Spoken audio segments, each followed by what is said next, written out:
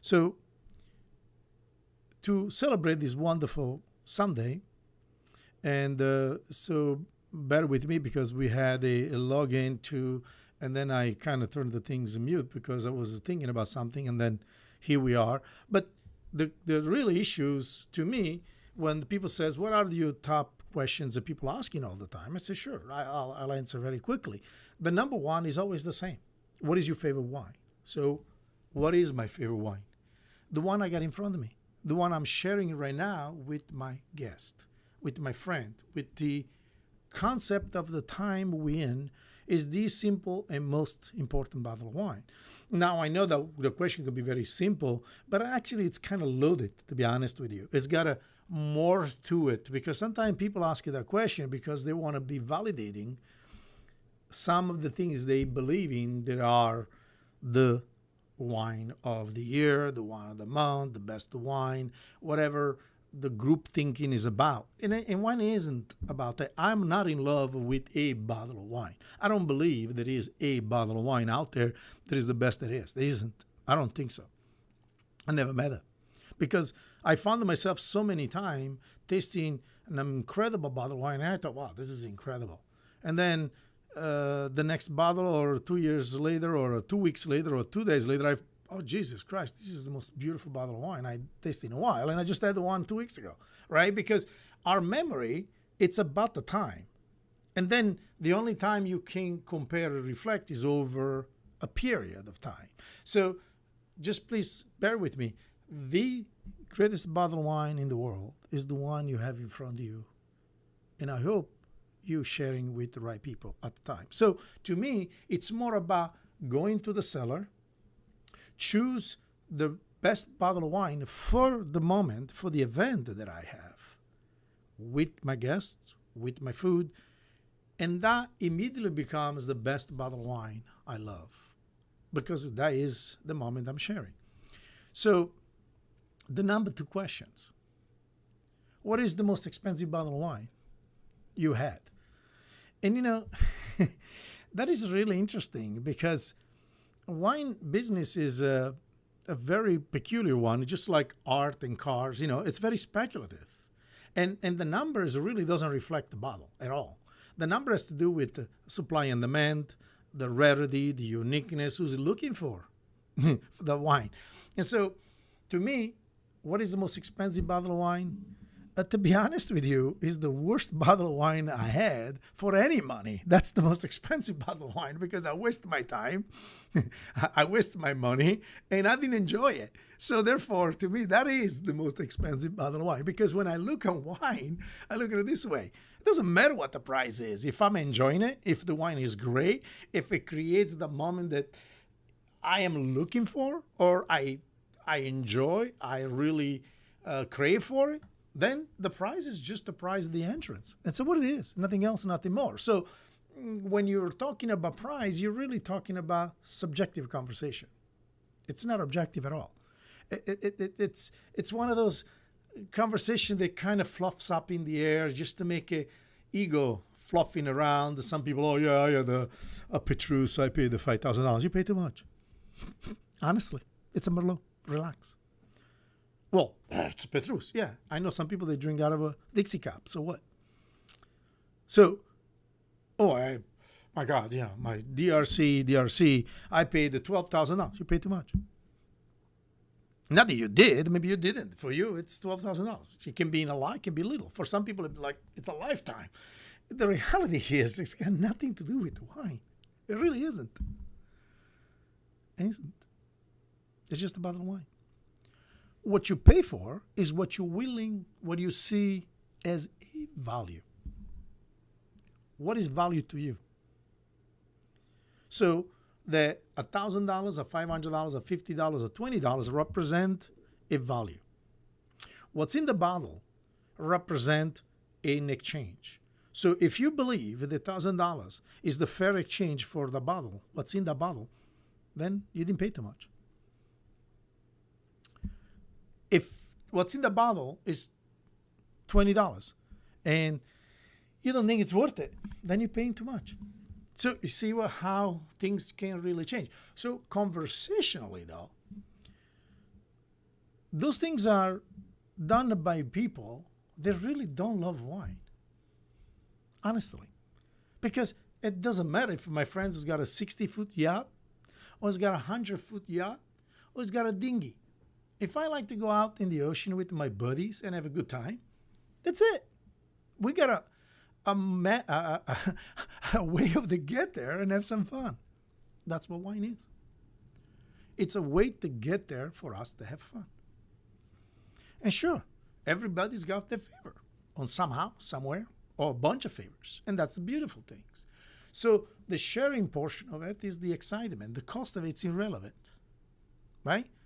So put your harmonies here. Let's put your mind where your mind should be, which is, am I enjoying this wine? Is this wine creates the kind of emotion that it's worth for us to spend the time and have a wonderful conversation, great meals, or just a companion, right? If you go to a date and you feel that Cristal should be the wine to get the date done, buy a Cristal. Because you know what? You wanted the date to be successful. So if it's $400, what's the difference, right? You're trying to have a date. You try to hook up with somebody for a lifetime. $400, if you divide it by 30 years, that's nothing. It's a penny on a dollar. It's just not a value proposition that you want should be declined. You should be jump on it because it's cheap, right? Now, if you don't like somebody, why would you spend $400 for it? You know what I'm saying? Or 40 for that reason. Why don't you order a nice sparkling water and get over with it and move on and go to the next level, right? So, question number 3. How do you know when it's a great wine? Now, this one, it really, really gets me. How do I know? So the real question should be, how do you know? Not me, because I know when it's a good wine. I spend most of my life in it. This is what I do for a living. Of course I do know. You know, I it's too long to get into it. Is the right varietals, is the right locations, is the right fermentation, they are the right composition, chemical approach, is supposed to be too much wood or less wood. So all that nonsense that makes up our job what it is. So if you ask me a questions about how do I know when a wine is great, then the real question should be, how do I teach you to know when a wine is great, right? So obviously to me. So the real question that I ask myself when I look at a bottle of wine from a personal point of view, right? There are certain things I love about wine more than I don't. So one of them, I like the wine to be sincere, to be honest.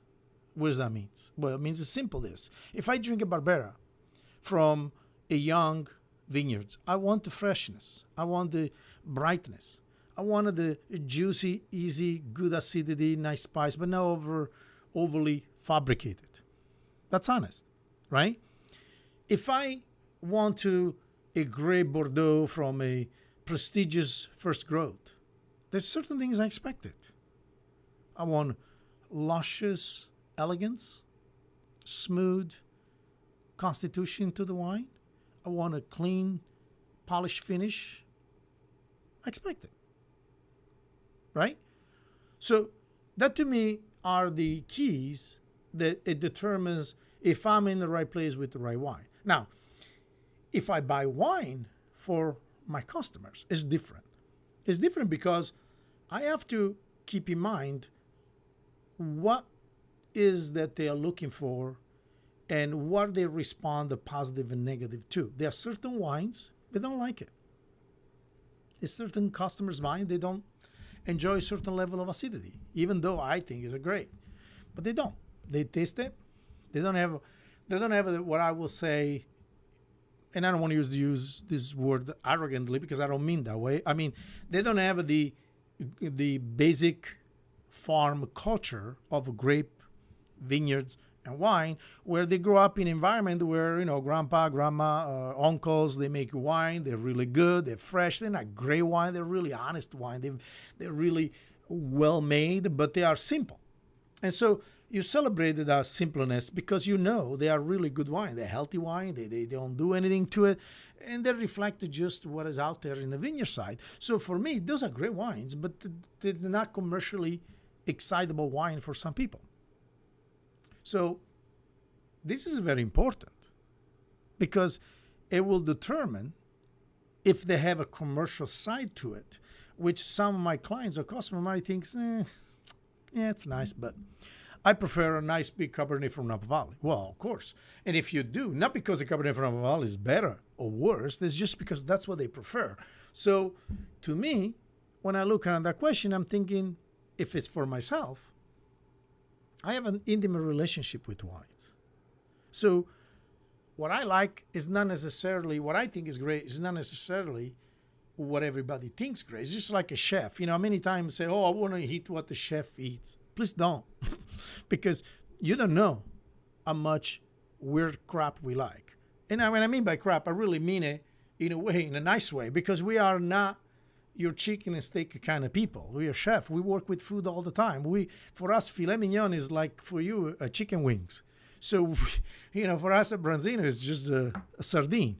We have them all the time. It's no big deal. So we get excited if we get tuna roll, and then we'll take the sack, we poach it, we marinate it, we do. Then you will think, Jesus, why am I eating a bunch of eggs here from a tuna? Out of all things.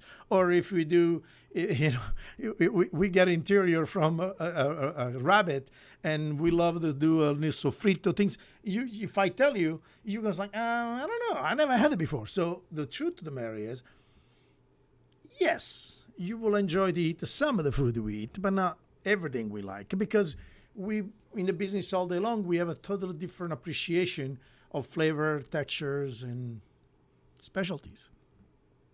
So the same question has a two answer, like most all things in life. Depends what we're talking about. Are we talking about my personal preference, or are we talking about your preference? What I buy from you or what I buy from me?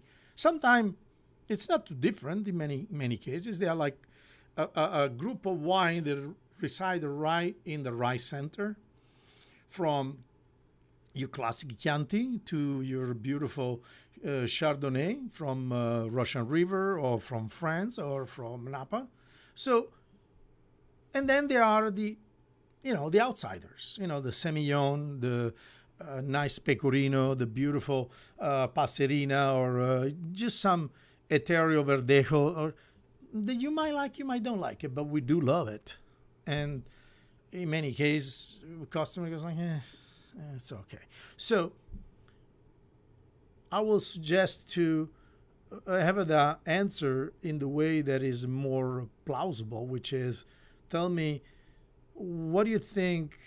It's a great wine, and the answer is, well, the great wines are the one they done correctly. They are varietal correct. In other words, if it's a Chardonnay, it doesn't taste like everything else. If it's a Cabernet blend, then it's got a nice balance to it, and so on and so on. So that's the other question.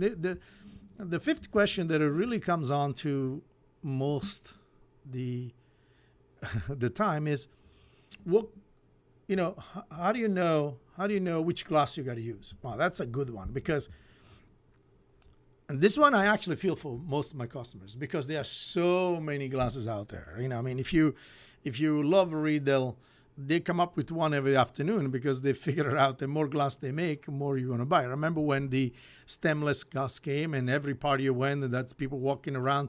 Besides the fact that it's really not a great glass, because you got wet hands all the time, it's actually not an healthy one either, because you got people grabbing your glass around the edge where you're drinking most of the time. And I thought, these people get excited about nothing. What's having eggs in your head? They're walking around and drinking a glass of wine.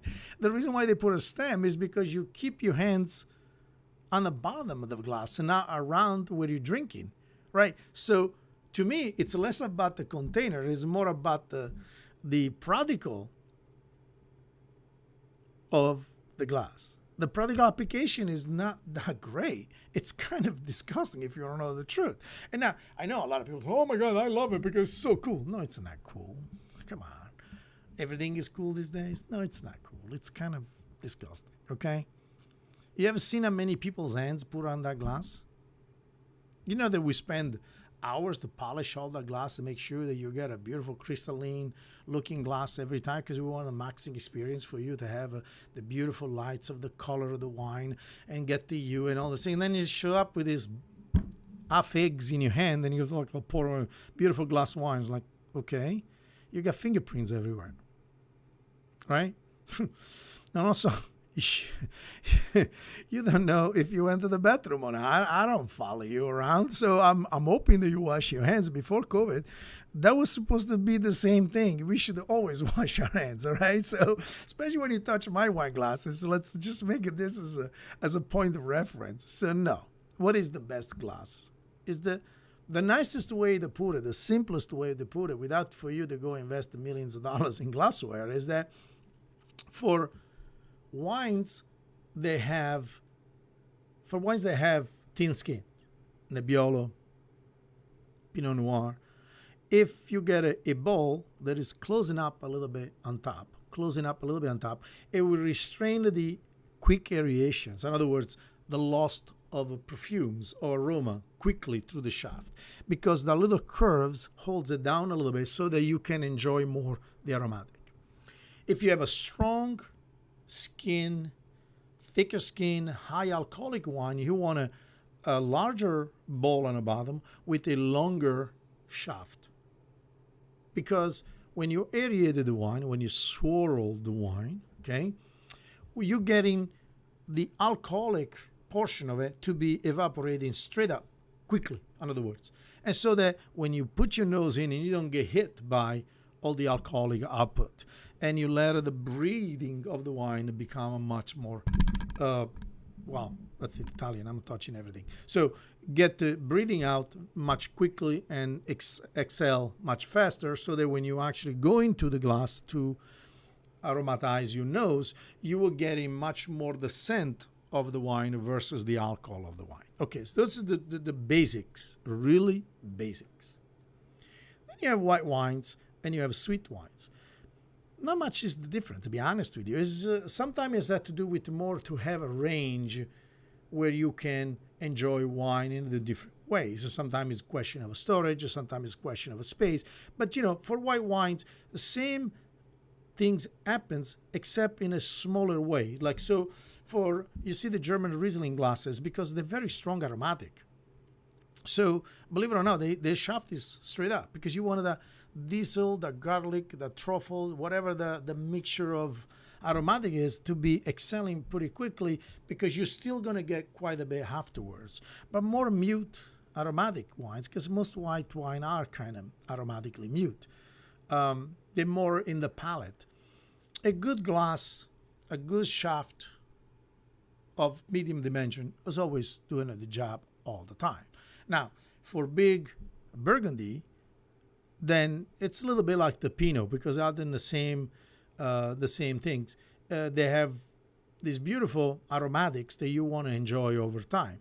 So I will use almost a similar glassware for the Burgundy white than I will do for the Burgundy red, but a big, beautiful Burgundy white will do, any glass will do justice, because it's got so much going on that over time you can get the aroma and get everything else. So, but if you, like me, I love glassware, I love wonderful bottles and all things. You can have a different set for different opportunities and occasion, which is nothing wrong with it. It's quite all right. But remember the principle behind the glass. The principle behind the glass is not to make the wine better. The principle around the glass to have you a better experience. Okay, because if you got to make the wine better, that means the assumption is that the wine is something wrong with the wine. And that's not a good assumption. In other words, when you pull the cork and you smell the cork and something is wrong, the glass will not save the wine. The wine is already have a problem. So the glasses should be enhance your experience or facilitating.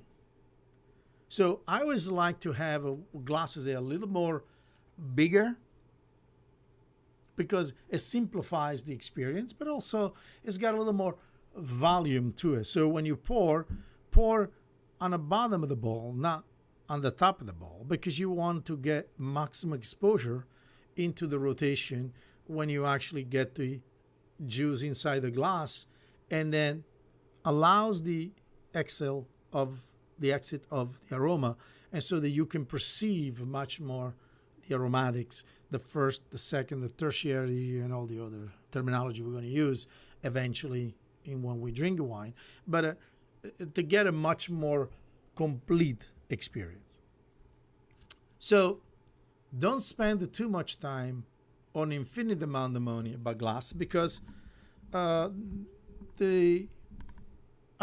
you want to, please be the owner of your own commitments here. But to have also a lousy glassware is not a good thing. So start with a medium high quality glass, because drinking a good glass of wine is a pleasure, and you should make one. Then where do you want to go with that? Should you have the sommelier by Spigola or by Riedel? That's kind of it's your call. I've been in wine tasting with the professional wine drinkers, and believe me, it gets, yeah, you got what I mean. It gets over the top. They bring their own glass because you're tasting brand new wines with tons of hook on it, and they're really even not even ready to be drink anyhow, and you're showing off something that is silly. If you're really working this business, as long as we have, even a Dixie cup will do most of the job, because we are looking for a certain thing. In other words, we're looking for fruit balance, we're looking for tannins, we're looking for aromatic within the varietal characteristic, and more importantly, we are tasting where the wine is at in a scale of readiness, and 99.9%. Most of the ageable wine, they're not. And so for us, it's just to find out the degree what they're at and then where they can go optimally. So as far as the young wines, the wine that we enjoy every day, those are pretty much, we're looking for the simple stuff, like they have a good acidity, good fruit, the wine is balanced, there's a nice body weight, and depends on what varietal we're talking about.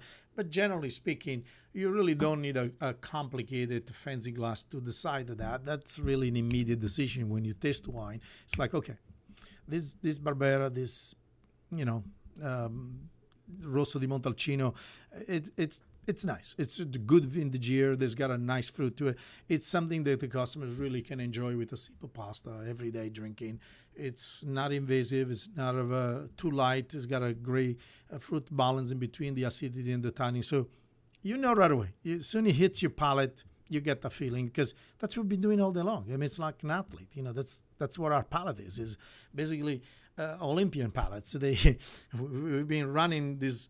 We have a muscle memory, because that's what we do every day. We're seeing 2, 3, 4, 5 vendors a day with a different type of wine from all over the world. So, you do not need somebody who reads your palm to figure out whether a Russian River Pinot tastes like, or Sonoma Coast tastes like, or if there's too much fruit or there's a little fruit, if it represented the area or not. It doesn't take much to figure it out, unless something is completely out of the ordinary. In other words, if they bring a Pinot from Santa Lucia Island that tastes like a Syrah from Australia, then you stop and say, whoa, back off. What the hell? What's going on in this glass?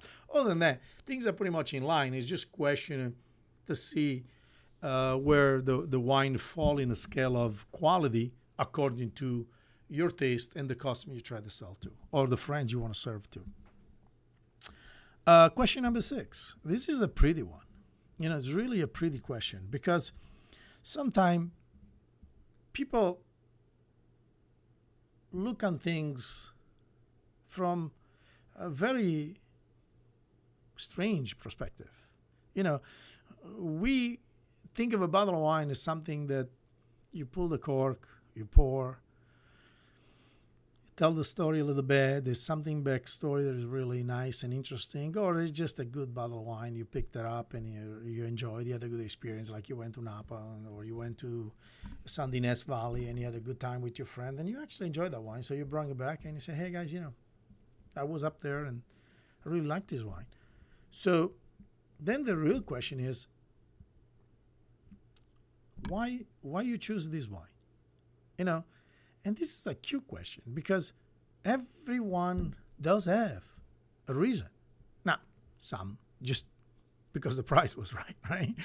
You want to spend the $15 and that thing was $14.99, so you grab it. But actually, no, a lot of people, they choose a bottle of wine because there's something about that wine that they like. Even simple thing like a nice label. They really enjoy the label. It was attract to them.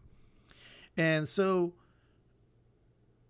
I think in this particular case, it's a much more personal than the question seems to be. And sometimes question like that, it requires the person to really explain a little bit. Because after all, we don't want to be the university where people come, here's the professor and here are the students, and we talking and you listen. It's we learn a lot more when you talking and we listen. And so when I listen to my friends and customers, I say, I went to Alexandra Valley, a friend of mine who was so insistent about this particular producer. And I said, what do you like about it? And he said to me, well, I really enjoy their Cabernet Franc. It's like, wow, okay. Well, what did you like about it? And he got stalked. It's like, I liked him. It's like, no, I get that. I know, I appreciate that. But what did you like about it? It was the building. It was the people, the color of the bottles, the shape of the bottles. What is it? And so from a consumer standpoint, from a simple, I think it would be advantageous for everyone to put little thought into that question. And not because you want to be eruditis or highly educated in the matter, but just be personal about it. Because that to me, it's really about, something moved you. It could just be that the people working there were really nice to you. That's important. It's very important because we respond well when people are gracious to us. We respond well when people acknowledge us, right? So you walk into a wine shop, or you walk into a restaurant, or you walk into a winery, and you find a nice host. Say, oh, welcome, it's the first time you're here. We will want you to relax. We want to show you a couple of things that are very interesting about our winery. And by the way, where are you from? Yeah, so whatever the reason is, I like you to pay attention to that reason, because that motivated you to buy a wine and to want to share with us. And that is very, very important. It's not something that, it's more important than what is the most expensive bottle of wine I ever drink, believe it or not. Because that means that I can understand your persona, what you like, what makes you click, what gets your attention. Or better yet, what do you appreciate? What do you enjoy? Is just a great bottle of wine or a great human relationship? It's the right impressions or the right wine? That is the questions. And the answer is simple to me. If we do pay attention, and if people feel comfortable to allow to answer that question, then we will find out the answer to that questions. And so rather than I have the answer for you, I think you should have the answer for us. So then when you present a bottle of wine, what I would love you to do is to tell us a little bit why. And simple, not make it complicated. Don't try to impress anybody. Just be impressive by being you. Just be impressed by being you. What was it? It doesn't matter.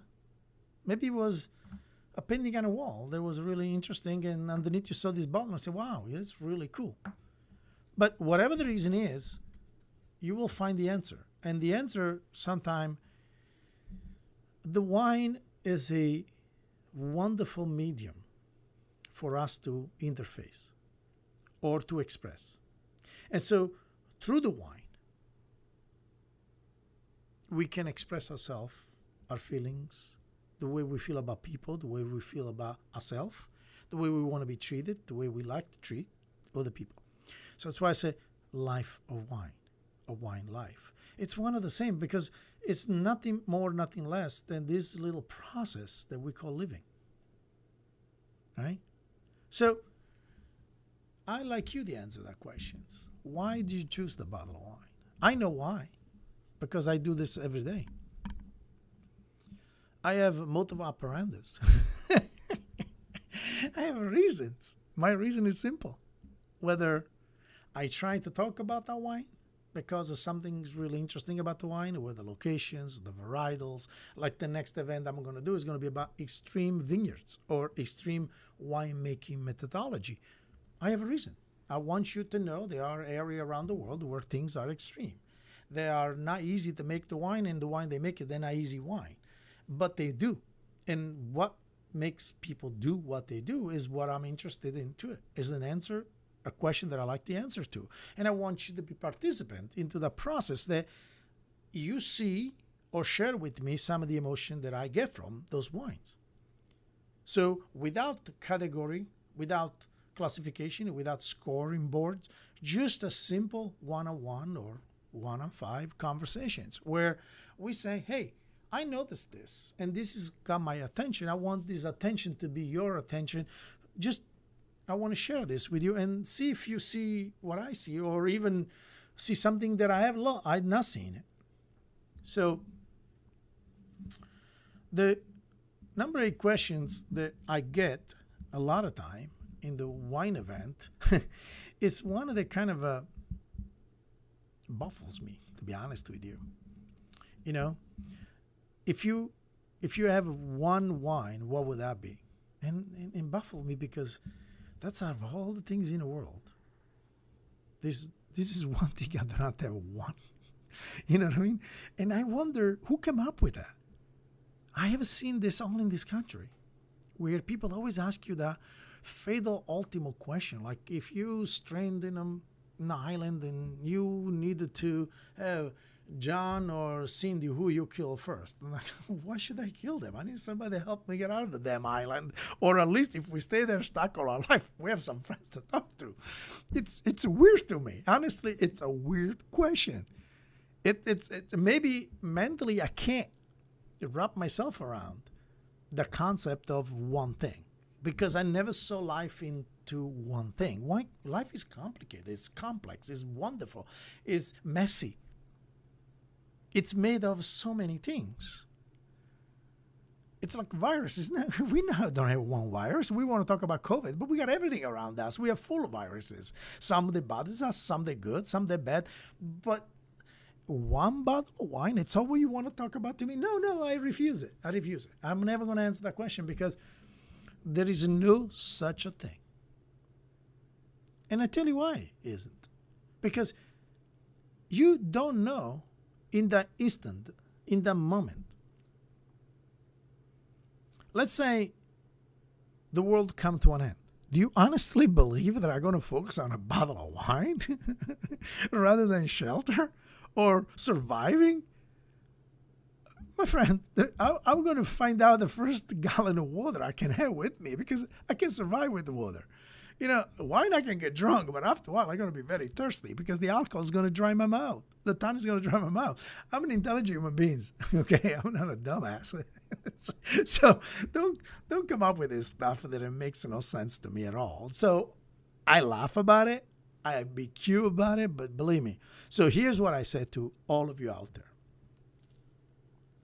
If you're married, you're only allowed in this society, unless you're polygamous, to have one wife. I suggest to be faithful, because the aftermath of that will be incredibly painful, extremely expensive, and you're not getting nothing out of it. But when it comes to wine, be unfaithful as much as you can, because you learn so much about yourself and your palate and your experiences. And believe me, there's something to be celebratory about being unfaithful when it comes to wine. I always cheat on my Sangiovese. Sometimes I do it in a Nebbiolo, sometimes I do it in Cabernet. Sometimes I even do it in Barbera. Even with less pretty wine than Sangiovese. And sometimes I like a big, chubby, Amarone with a lot of big body, voluminous body. Sometimes I like a sexy, slimmed down version, of a Grey Pinot. But the other time, I just like some nasty Mourvèdre. Just because from Bandol, kind of stinky and over the top or overripe. Because there's nothing more exciting, the anticipation of a love affair that hasn't happened yet, but it will happen tomorrow or the day after. So, yes, please, if you have a wife, or if you have a girlfriend, or if you're in a serious, involved relationship, please do be faithful. Have that. That is your commitment. But when it comes to wine, don't listen to those guys. Is if you're gonna have one, it's like, first of all, I don't. But if I'm gonna cheat, I'm gonna grab at least 3, whatever is available before the world finishes, and then I'm gonna make sure that I have a gallon of water with me, and a nice piece of bread and some salami, so that if we go down, and a nice piece of cheese, whether it be taleggio, it will be a great parmigiano. If we go down, let's go down in style, so that when the world ends and the story is going to be written of the end of the world, says, that guy, Chef Massimo, we found him, and he had like 3-4 bottles of wine. He had a beautiful charcuterie plates. Man, that guy must be laughing his ass before he passed. And that's the answer of number 8. Number 9. This one I kind of flipped around a little bit, because I didn't know whether it was a popular question or it's a question that I keep on lingering in my ears all the time. And it's kind of a passing kind of questions that people ask a lot, and it's one of those things is like, what do you do when you have people over that they don't really know about wine, and should you serve your best bottle? And here's my honest answer to you. Remember, when you're drinking wine, the question is, you are drinking wine. Would you want to open a lousy bottle of wine and drink it because you think your friend that doesn't know wine? Or, better yet, would you like open a nice bottle of wine for your friends and share your thoughts, your personal love, your experiences with your friends? Because the goal of sharing is not whether your friends know about wine or not. The goal is about sharing, right? Would you want to share good things with your friend? Because that's what I do. That's what I like about my friends. I don't invite people over that I don't like. My house is my sanctuaries. So if you're in my restaurants, if you're in my house, I want you to have a wonderful experience. I don't prejudge people, whether they do or they don't. And, people volunteer. Oh, I'm not really a big wine lover. Or I don't know a lot about wine, but I like wine. Great. It's a wonderful opening to the next level of conversation. Oh, great. I have a nice bottle of wines I want you to enjoy with me. And by the way, I picked up this bottle because. And you go into it and have some fun. You realize immediately that even the people that don't feel they are knowledgeable about wine, or they feel a little bit awkward about wine, you will notice immediately they feel comfortable.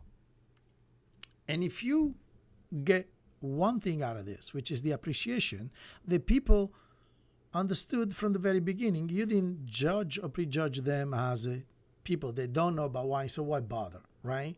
That is the worst feeling I ever had. When I hear things like that, I have to say honestly that it annoys me. It annoys me because we're talking about a bottle of wine, right? You're not giving your friend a Ferrari. You open a bottle of wine that you're going to enjoy with them. Why wouldn't you take that opportunity to share a passion, a love that you have, and a good bottle of wine that you have sitting in the cellar anyway? What was the point of buying wines if you don't want to share it with your friends, regardless who they are? So the answer is very simple. Don't do that.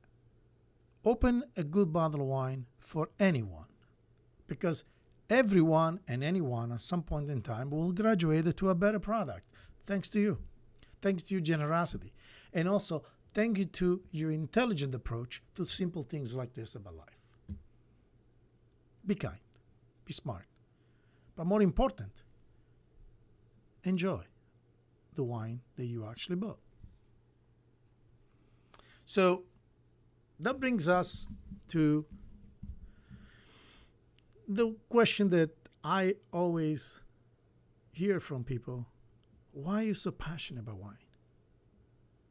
Well, I tell you, this is the real questions that I love to answer to all of you. I wasn't passionate about wine when I was growing up because I grew up in the wine. It was something that it was ordinary to me. And we did it as a farming.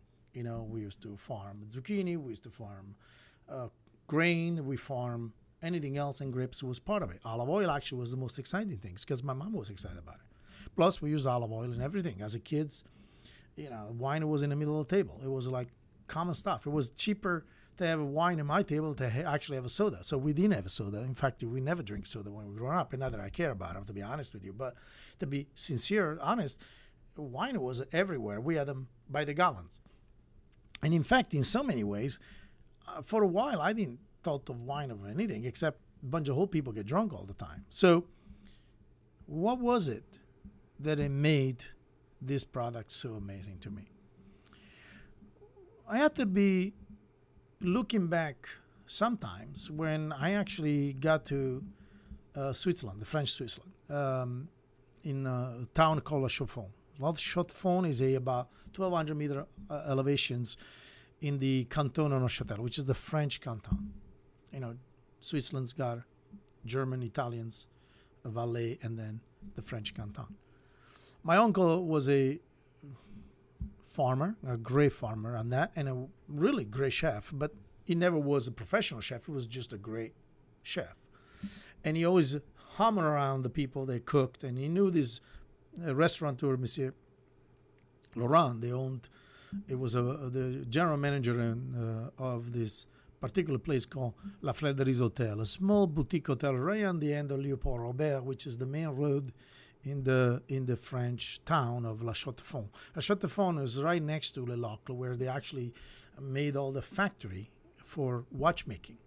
So Geneva is known to be the watch, but that's all the artisanal stuff. The commercial stuff were made in Le Locle. So the early migration to Switzerland were all the farmers like my uncle. They went there to work to the farm industry, which was basically cow, milk, and milk product, butter, cheese, and so on. So then the watch factory shows up, and then they basically went to work inside because up there in high elevation is pretty damn cold. And I've been there. I know how cold it gets. So I was a young hotel student, and so I went to visit my uncle, and my uncle said, hey, if you want, you can do a little part-time or full-time if you want while you're here to this hotel, because I know the general manager there. So I went to, and I loved it because I want to. And I met the cellar master. I used to call Quasimodo because he was an old little guy, kind of all crooked. And he, remember, before the master sommelier and before the master wines, there was a cellar master, someone who spent his life, his profession, to take care of wine in a very highly specialized cellar. So this particular hotel, it was a small boutique hotel, like 70, 80 rooms, not even that much. But the best of Switzerland used to go there. And they had a cellar that it was magnificent. We called a cave.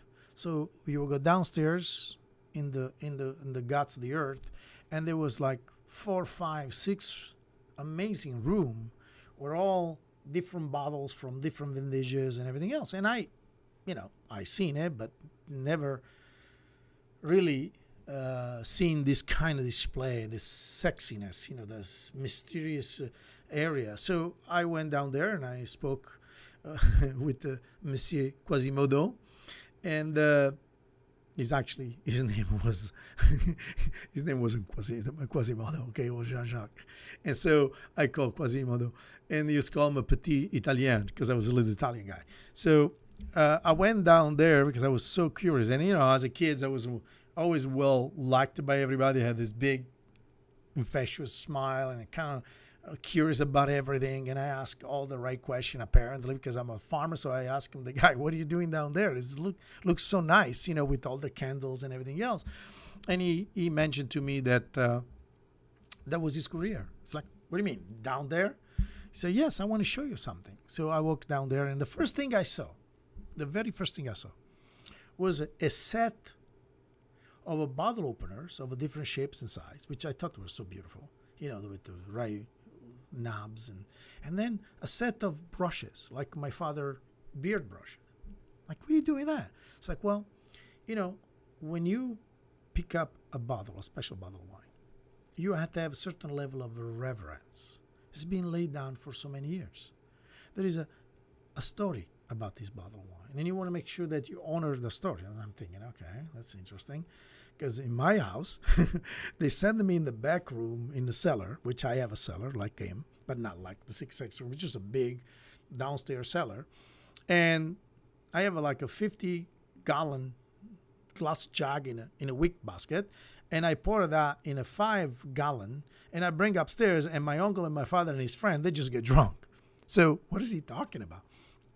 So he reaches out for this beautiful bottle, gray label, and you see all the dust on top, and he starts brushing with such love and care. And then he tells me about the wine. I was fascinating. I didn't even know what was in there, to be honest with you. I mean, I was 15 years old. But I saw this human being had such a love affair with the process, with the ceremony, such a dedication to this craft. And I say, wow, that's really amazing. And so I start asking questions to him. It's like, well, how long you been doing this? And he tells me, most of his life's career. He's been working, and this was the honor of his lifetime to accumulate this amount different wines. And of course, now I can tell you, that was one of the most beautiful cellars, second only to La Serre in Paris when I worked, where, Monsieur Lasserre Pierre Lasserre had some of the most amazing wines ever made, collected underneath the whole Place de Magdeleine. And this, for a small boutique hotel, had one of the highest revered bottle of wine you can imagine, 45 DRC and Latour and Lafite, and so and great Hermitage, and at the time honestly, I didn't have any idea what those wines were, except the fact that he went on and talked to me about them like they were girlfriends and friends and whole friends of them and people he lived with and he traveled with, and it was that who got me in. Anyone who has this much passion, this much love, this much integrity for his craft, this much dedication, you want to pay attention. You want to understand why this person is so enamored with this. And then I saw the end result, which is even more spectacular. So we had, at the time, in the 77, 76 period, we had still the habitué. Habitué is a French word for people that come all the time. And the people that seasonally come in, the Swiss bankers and so on and so forth. And they had already known what they drink, how they drink, what they eat. In fact, the restaurants, La Fleur de Lis was known for the Grand Chasse. Grand Chasse means the big hunt. And it was a spectacular presentation.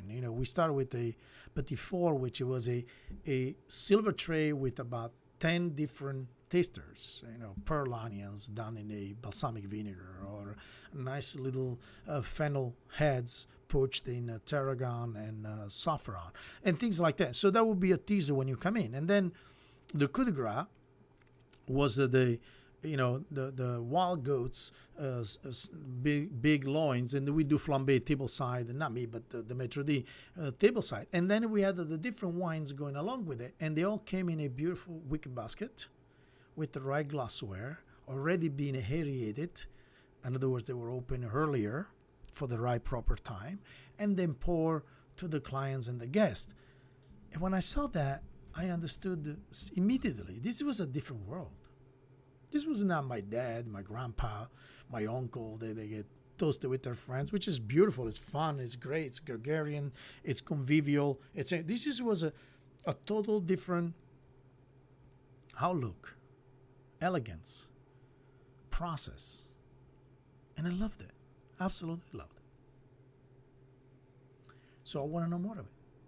And so I asked Jean-Jacques, I said, how you get there? He goes, well, the very first thing you should always do in life is to be curious. Never lose your curiosity. Never lose your desire of learning, because there's much to be learned every single day about everything. But the other thing is, approach everything you do with the utmost respect for the product, the process, and the people. The product, the process, the people. And if you do that, you get so much more reward back than the value of the bottle you're serving. Because you're creating a symbiotic relationship in between your love and what they love. And you bring it into a place where all has its own harmony. And that, to me, is what I live for every day. When I look on my customers and I look on the wines, I look on the collections that I put together, I keep all those things in my mind, and I'm thinking where Monsieur so-and-so will love. This will be really great for the birthday. This will be magical for the anniversary. And I know that he was looking for the 45 or the 48 or the 39, whatever you. I want to anticipate that. And that to me became way above just the understanding who's the winemakers, how many points it was scores, what's the coolest thing this month, what is the words of the year, is this organic, is this biodynamic, is it because Jean-Jacques told me something that is still resonates with me today. The respect for the product, the process, and the people.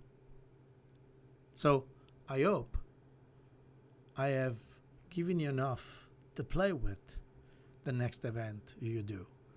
Respect the product. Respect the process. Respect the people. Whether the bottle of wine is $10, $10,000. Whether your friend understands the wine or doesn't understand the wine. Whether you use the right glassware or don't use the right glassware.